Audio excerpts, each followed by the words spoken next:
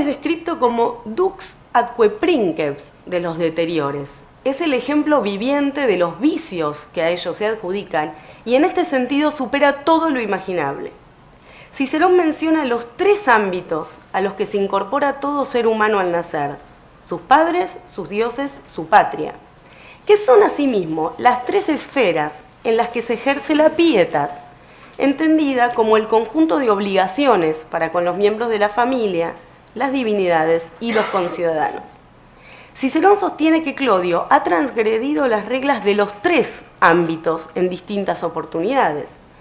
Al ser adoptado por Fontello en el 59, ingresó al orden plebeyo, proceso por medio del cual renunció a la gens Claudia, a la que pertenecía por nacimiento. El episodio de los sacrificios de la Bona Dea y el recuerdo del incendio del templo de las ninfas en el Campo Marcio dan cuenta de sus atropellos a la vez en la esfera religiosa y en la política y social. Las ceremonias de la Bona Dea se celebraban en la casa de un magistrado romano, con la participación de mujeres de estatus social destacado, y el templo de las ninfas albergaba registros públicos que supuestamente Clodio deseaba destruir. Se observa por consiguiente que la categoría de deteriores se opone a la de optimates en un sentido mucho más amplio que la de populares. No se trata de una oposición estrictamente política, sino que involucra un espectro más amplio. Incluye no solo la pertenencia a tal o cual sector social o la simpatía con tal o cual grupo político, sino principalmente la observancia de ciertas normas religiosas que repercuten en la vida comunitaria de los romanos. Esta centralidad de las normas religiosas había sido expresada previamente sobre el final del párrafo 19. Los párrafos 18-19, recordemos, tenemos estos párrafos y luego viene el comentario de Cicerón del responsum. Cicerón se refiere a cuestiones generales como el rol de los mayores en el establecimiento de las prácticas religiosas, la utilidad de la doctrina etrusca y la certeza sobre la existencia de los dioses. Y culmina con una apreciación sobre la identidad romana que también está en el handout al final. Dice: pese a que, oh senadores, nosotros mismos nos apreciemos cuanto queramos, sin embargo, ni en número hemos superado a los hispanos, ni en robustez a los galos, ni en habilidad a los púnicos, ni en las ciencias a los griegos, ni finalmente a los propios itálicos y a los latinos, en ese mismo sentimiento doméstico y nativo de su pueblo. Pero, en piedad, pietas, y en religión, y en esta única certeza que percibimos que todas las cosas son regidas y gobernadas por la voluntad de los dioses, hemos superado a todas las gentes y a todas las naciones. Pietas y religio son, pues, para Cicerón los rasgos centrales de la identidad romana. Entre las muchas definiciones de identidad, consideramos la propuesta por el antropólogo Jan Assmann en Das kulturelle Gedächtnis, Schrift, Erinnerung und politische Identität in frühen Hochkulturen. Assmann define la identidad colectiva como una imagen con la cual los miembros de la comunidad se sienten identificados. El concepto de identidad se refiere al modo como los individuos se ven a sí mismos como miembros de un grupo, sobre la base de un comportamiento similar al de otros miembros de un grupo. Es un proceso dinámico, sujeto a variación y a cambio, por el hecho de que la identidad siempre es socialmente construida. Cuando Cicerón dice que los romanos han sobrepasado a todas las demás naciones en pietas y religio, se refiere a una imagen colectiva de sí mismos, con la cual los miembros de su audiencia se sienten identificados. Consideramos que esta definición de identidad expresada en el párrafo 19 no puede leerse en forma aislada, como una reflexión desgajada del resto del discurso, sino que, por el contrario, debe entenderse a la luz de los objetivos del texto en su totalidad. Cicerón establece aquí el respeto a las leyes religiosas y a las tradiciones de los ancestros como un elemento central que define a los romanos. Y luego, al desarrollar la interpretación de la respuesta de los arúspices en los párrafos 20 a 39, se ocupa de señalar en todas y cada una de sus partes que Clodio ha perpetrado un delito de orden religioso. la profanación de juegos rituales, la irrupción en los sacrificios de la bona dea, la devastación de santuarios, el asesinato de embajadores y la violación de pactos son todas faltas cometidas en contra de los dioses. Si se toma en cuenta la definición enunciada en 19 al examinar la interpretación del texto de los arúspices, se observa fácilmente que Cicerón no solo adscribe a Clodio al grupo de los deteriores por oposición al de optimates, sino que incluso lo relega a un lugar de no romano o de antirromano, dado que no posee los rasgos de pietas y religio que se consideran elementos excluyentes de esa identidad.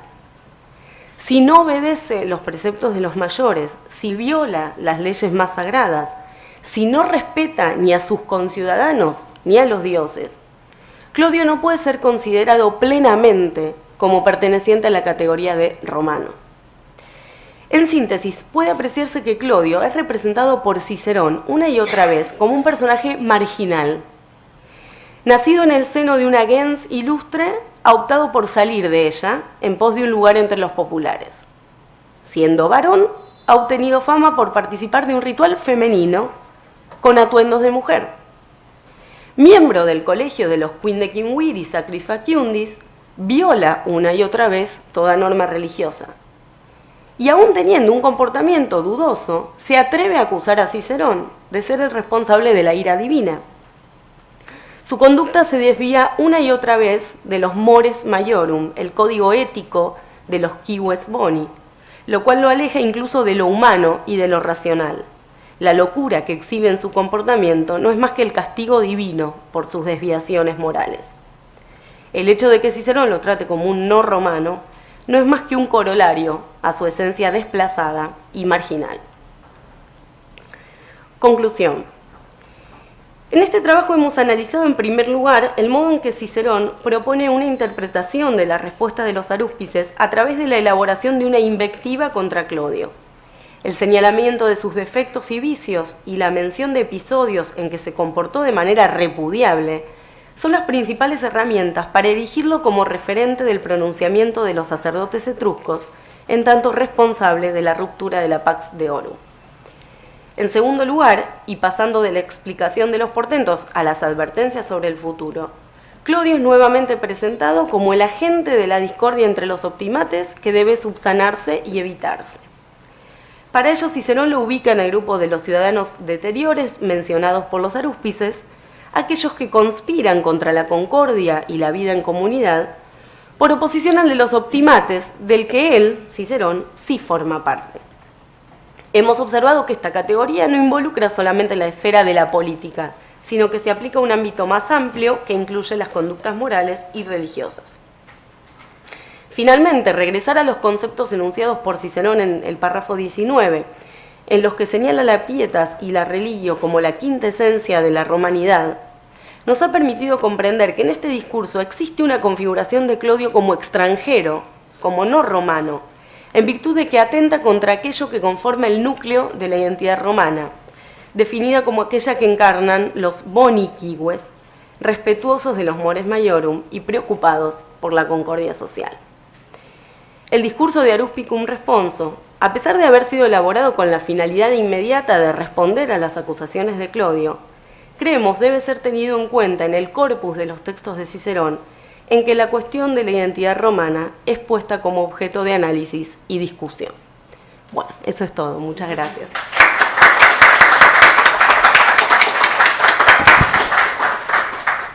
Muchas gracias, Emilia. It's yes, a brilliant exposition, really, of the high stakes of this speech and of the many problems that it throws at us. Yes. English summary. Thank you very much. English summary, yes. In 56 BC, a series of omnia or prodigies takes place not far from Rome. Frightened of this event, the Senate consults the haruspices with the purpose of finding its meaning. The haruspices deliver a responsum in which they indicate human behavior that has broken the Pax Deorum and give forewarnings about the near future. Publius Claudius takes advantage of this occasion, and in the context of a contio, he declares that the divine message refers to Cicero, who recently arrived from his exile and has polluted a sacred place when rebuilding his house in the place where a temple to Libertas formerly stood. The speech, the haruspicum responso, is Cicero's answer to these ideas spread by Claudius. The orator first discredits that interpretation and then presents his own reading of the responsum, in which Claudius is the main responsible for the god's anger and the author of the discord among the optimates that the haruspices have announced. In essence, Cicero's argument is an invective against Claudius, in which the description of his vices and faults contributes to present him as the reason why Rome is threatened with such great dangers. In response of the haruspices, the response of the haruspices is organized in two main sections. On the one hand, the compilation of the reasons behind the omina. On the other hand, the warnings and advices that the gods give to the Romans. According to the responsum, the incidents that have caused the prodigies near Rome are the following: the desecration of games, the destruction of consecrated sites, the murder of ambassadors, the breaking of oaths, and the violation of ancient and secret sacrifices. In each case, Cicero first reads aloud the sentence as formulated by the haruspices, and then proceeds to make comments about them. His immediate purpose is to dismiss the interpretation that Publius Claudius has proposed. The popular leader has explained that the sentence loca sacra et religiosa profana haberi points to a sacrilege committed by Cicero. It should be remembered that, on Claudius' orders, a temple to the goddess Libertas had been built in the land that Cicero once owned on the Palatine Hill before his exile. After his return in August 57 BC, the restitution of his properties was decreed by the Senate with the consent of the pontifices. Cicero therefore removed the temple and rebuilt his house. Despite the fact that in the Domus Sua, Cicero has proved that he was not to blame for the destruction of the temple, since it had been erected without the proper ritual procedures, Publius Claudius takes advantage of the omens and the answer of the haruspices in order to mount an attack against his opponent. Cicero begins his speech by mentioning this accusation, and then he displays a set of arguments and evidence in order to prove his innocence, arguing that not only the Senate but also the Assembly of the Centuries and the College of Pontiffs have absolved his house from sanctity. After this first section, Cicero turns to present his own reading of the responsum, according to which the agent of every impious action pointed out by the gods is Claudius himself. In the desecration of games, the gods say that there has been some kind of negligence and or corruption while some ritual games were taking place. From Cicero's viewpoint, they refer to the megalesia performed in honor of the great mother Cybele every year in April. In the latest celebration, Claudius had burst into the theater, followed by a violent horde of slaves. In the destruction of consecrated sites, this is the part of the responso that Claudius has used against Cicero. And the orator rejects the accusation once more before he says that the gods are actually speaking about Claudius' house, which he had obtained after murdering its former owner, Quintus Seius, an excellent citizen. In that house, there was a small shrine and an altar that Claudius tore down. In addition, Cicero mentions the violation of sacred places by people committed by people closely related to Claudius, such as his brother Appius and his friends Lucius Piso and Sextus Serranus. The murder of ambassadors. Cicero begins his reflection on this item by stating, "I see that it is popularly referred to the Alexandrian legates, and I do not gainsay the opinion." He refers to an episode of his recent past, that his audience knows well, and that they can easily relate to the responsum of the Etruscan priests. In 57 BC, Berenice, queen of Egypt, had sent an embassy to Rome because her brother Ptolemy Auletes wanted to be restored to his throne. Dio, the leader of the delegation, was poisoned while staying at Luceus, a supporter of Pompey. The breaking of oaths. Cicero suggests that this refers to the multiple episodes of corruption in which Claudius had been involved. He points especially to the crime of bribery, thanks to which Claudius managed to be absolved during the trial of the Bonadia scandal. Violation of the ancient and secret sacrifices. Cicero suggests that they allude to Claudius' involvement to the Bonadia rituals. In December 62 BC, during the celebration at Julius Caesar's house, Claudius was surprised leaving the place dressed as a woman. The Bonadia cult was very ancient and almost exclusively for women, and therefore occultum, and that allows an interpretation according to which the events of 62 BC are referred by the last part of the responsum. Throughout Cicero's reading of the text by the haruspices, Claudius is presented, time after time, as guilty of the rupture of the Pax Deorum. Cicero then turns to discuss the warnings given by the gods regarding the near future. They invite to end the discord among the optimates, they advise against the rise of evil citizens, and they encourage care for the well-being of the republic. Claudius is described as thus, acte princeps among deteriores. That is, he is the living example of every vice and sin that characterize them, and in this sense, he surpasses everything imaginable.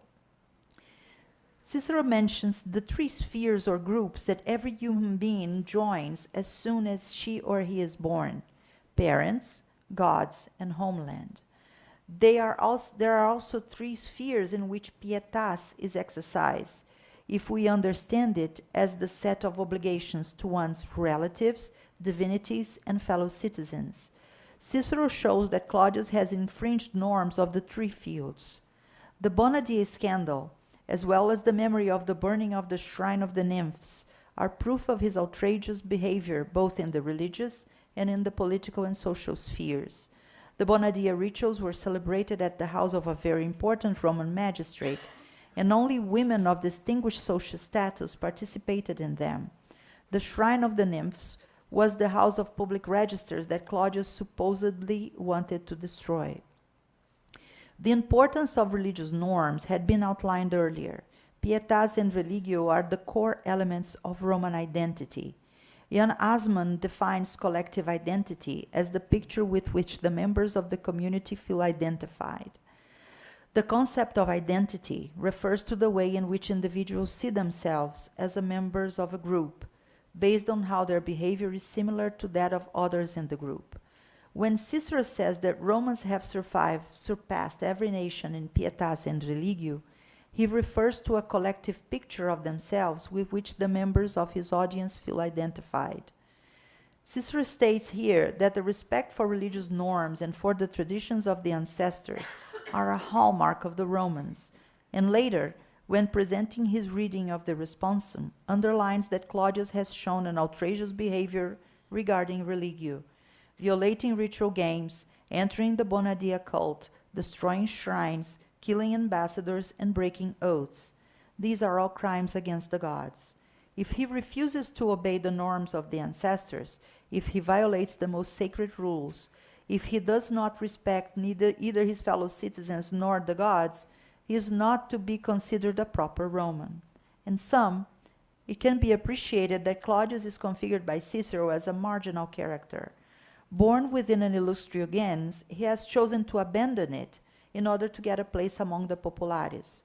Although he is a man, he has become famous for participating in a feminine ritual dressed up as a woman.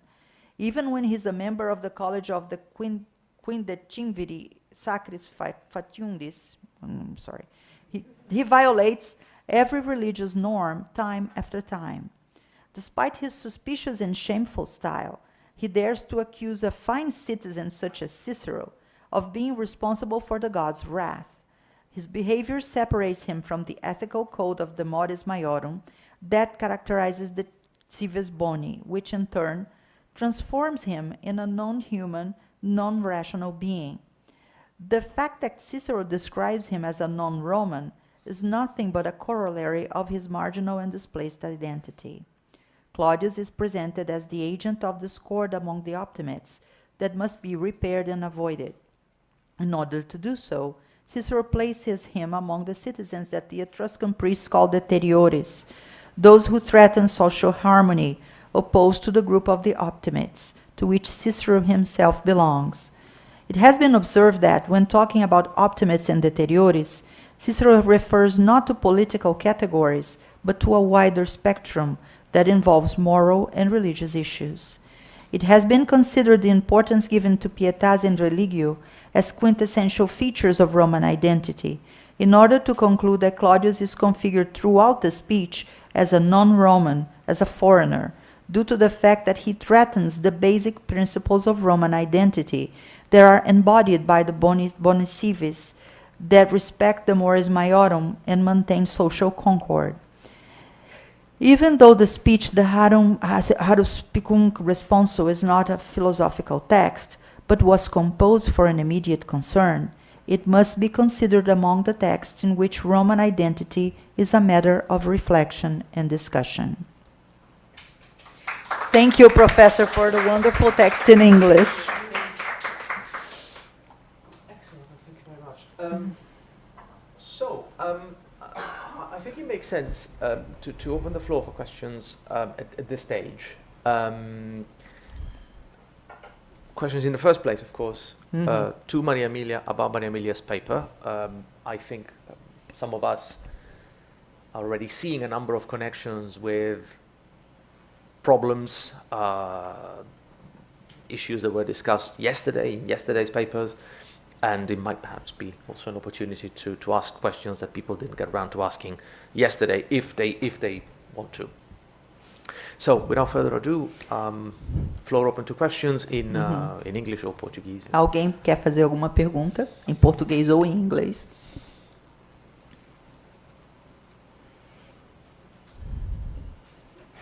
Valentina. Thank you so much. It was really fascinating.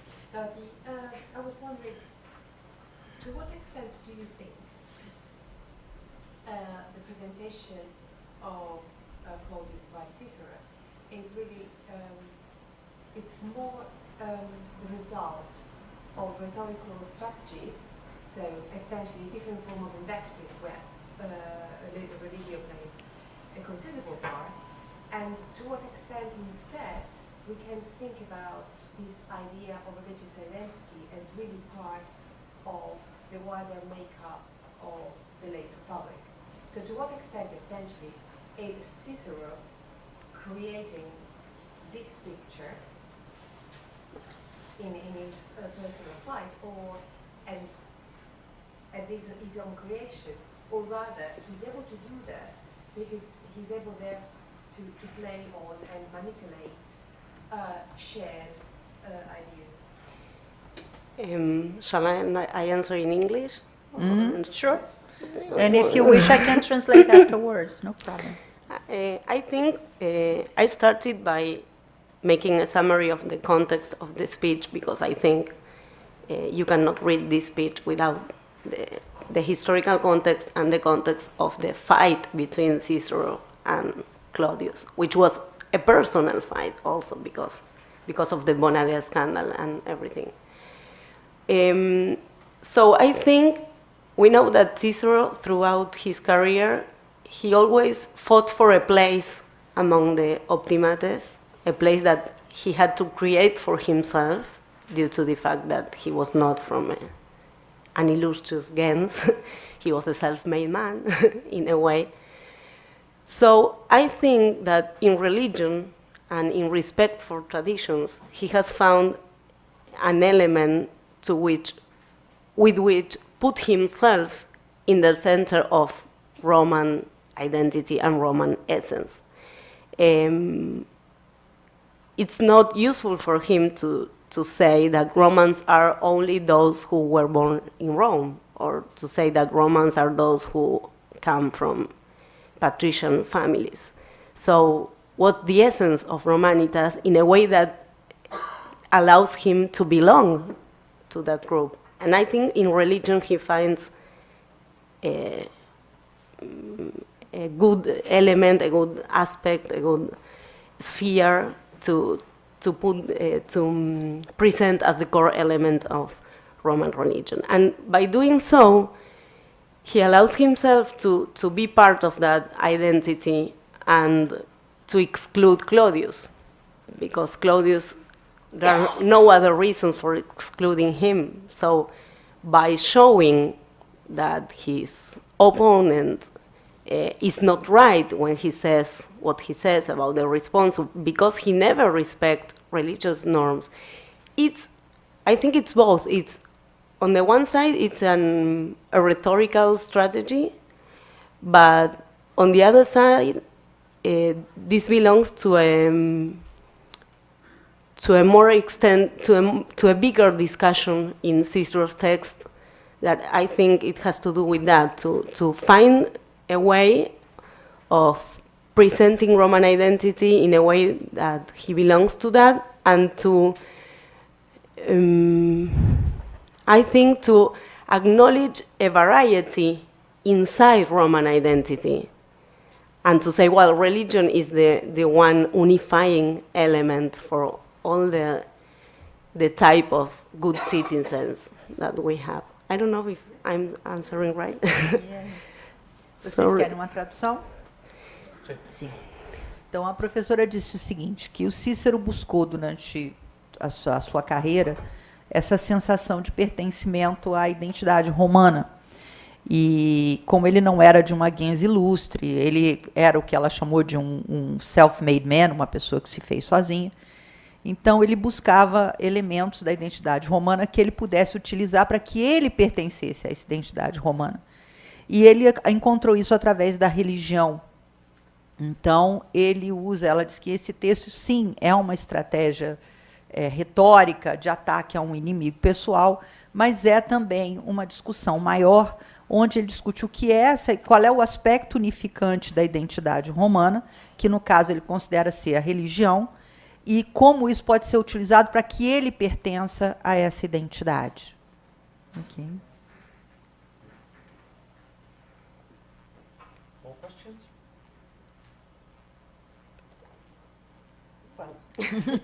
Oh, sorry, Valentina, go ahead. Yeah. Yes. Sorry, you're right in front row. Feel free. Yes. Go ahead. No, go ahead. Please. So that means you must raise your hand higher. Yes. No, I didn't want to overdo it. The other thing that came to my mind is that perhaps, to what extent do you think essentially that there is really a kind of a dichotomy between the religion and politics, not only for Cicero but also for Claudius? Because in a way, if you think about the Bonadea scandal, in the year before, when the Bonadea took place, the rituals took place in the house of Cicero's wife, the flames were divided, and the wife of Cicero told him, that's a sign that you go ahead with the Catilina arguments, etc. And therefore, one could, in theory at least, even interpret Claudius' behavior later on as a statement to undermine Cicero's actions in relation to the Catilinarians. Now, this is really not me, this is a reading 40 years ago, which I, however, always found quite fascinating. I mean, I think quite plausible in the sense, it would make sense rather than having this random patrician who all of a sudden decided to violate these sacred rights. I think it's Plutarch who says he had an affair with Caesar's wife. Yes. And I always thought, if you have an affair with someone's wife, you certainly don't go to the house, when lots of women are there, and you tend to be a bit more secretive about it. So, it seems to be not that implausible. But if you connect that to the year before, and so what was happening and the culinarians, etc., and then you can actually have a trajectory that makes sense. And then there is the issue of the temple of Pilatus, the violation of the provocatio. So So I wonder whether, not only for both actually, for Cicero and Claudius, perhaps there is, in this understanding of public religion, there is much more intertwined relation between the two spheres. Yes, I don't think they are totally separated, but what I think is that Cicero is, when I refer to optimates and deteriores and not optimates and populares, I think Cicero is trying to say that if you respect religion and tradition, in a way you are part of the boni cives. Beyond belonging to this or that political party or sympathy. And related to the Cicero and Claudius story, which is, I think, it's to write a novel from the Bonade scandal to the Procestio.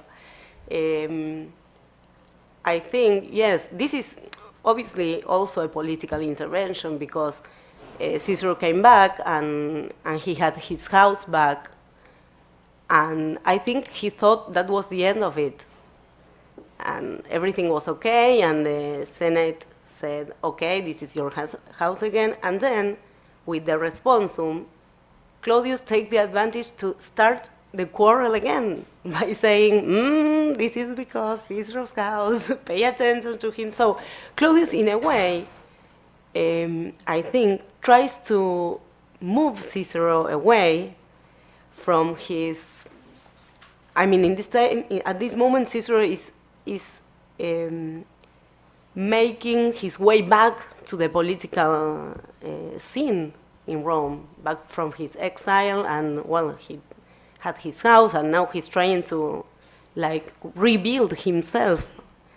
And Claudius is taking advantage again to put him away. So it is certainly a political intervention and a political discussion. But I think by putting religion in the center of it,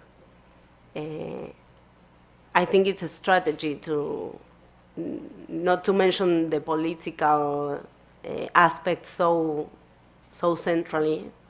But he's talking about that. He's saying to the optimates, come on, you are having problems among yourselves, and then he takes advantage. And look who is taking advantage of us. This person, he's not even human.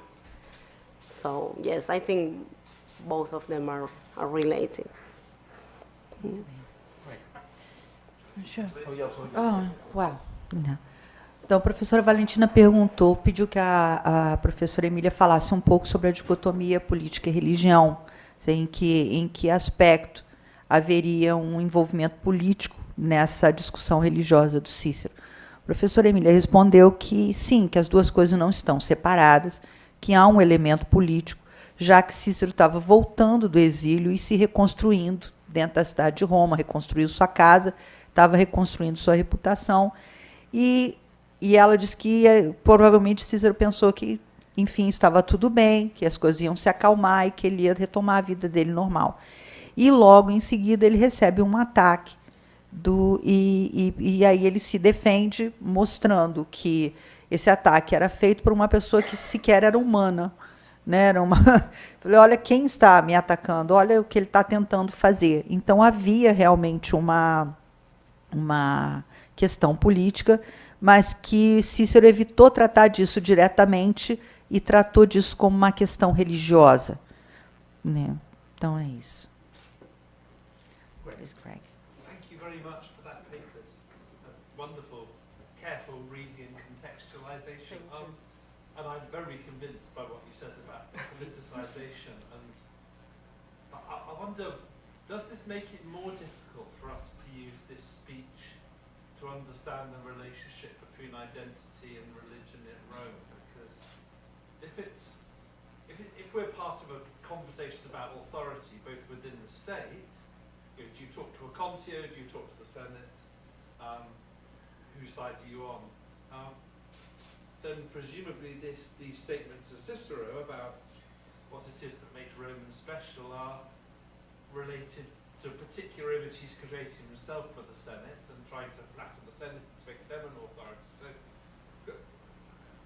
could we imagine what Claudius says the next day to the conversation? How does Claudius define Roman identity in relation to religion? Obviously, he doesn't say there's the bit about how there's worse people, there's deteriores and so on. So that's not there. But can one imagine or guess a popularis version of religious identity in Rome that's distinct from Cicero's? That's a good point. I hadn't thought of that.